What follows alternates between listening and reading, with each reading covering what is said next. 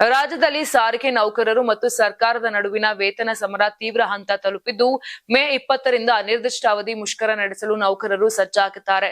ಸರ್ಕಾರ ಘೋಷಿಸಿದ ಶೇಕಡಾ 12.5ರಷ್ಟು ವೇತನ ಹೆಚ್ಚಳವನ್ನ ಕಾರ್ಮಿಕ ಸಂಘಟನೆಗಳ ಜಂಟಿ ಕ್ರಿಯಾ ಸಮಿತಿ ತಿರಸ್ಕರಿಸಿದ್ದು, ಬಸ್ ಸಂಚಾರ ಸ್ಥಗಿತಗೊಳಿಸುವ ಎಚ್ಚರಿಕೆ ನೀಡಿದೆ.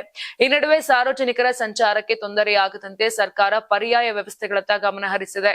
ಮುಷ್ಕರ ಆರಂಭವಾದರೆ ಖಾಸಗಿ ಬಸ್ಗಳನ್ನು ರಸ್ತೆಗಿಳಿಸಲು ಸರ್ಕಾರ ಖಾಸಗಿ ಬಸ್ ಮಾಲೀಕರ ಜೊತೆ ಚರ್ಚೆ ನಡೆಸಿದೆ ಎನ್ನಲಾಗಿದ್ದು, ಸುಮಾರು 2,000 ಬಸ್ಗಳನ್ನ ಕಾರ್ಯಾಚರಣೆಗೆ ಬಳಸುವ ಸಾಧ್ಯತೆ ಇದೆ. ಅಷ್ಟೇ ಅಲ್ಲದೆ ಆಂಧ್ರಪ್ರದೇಶ ಮತ್ತು ತೆಲಂಗಾಣ ಸಾರಿಗೆ ನಿಗಮಗಳ ಚಾಲಕರು ಹಾಗೂ ಸಿಬ್ಬಂದಿಯನ್ನ ತಾತ್ಕಾಲಿಕವಾಗಿ ಬಳಸುವ ಆಯ್ಕೆಯನ್ನ ಸರ್ಕಾರ ಪರಿಶೀಲಿಸುತ್ತಿದೆ.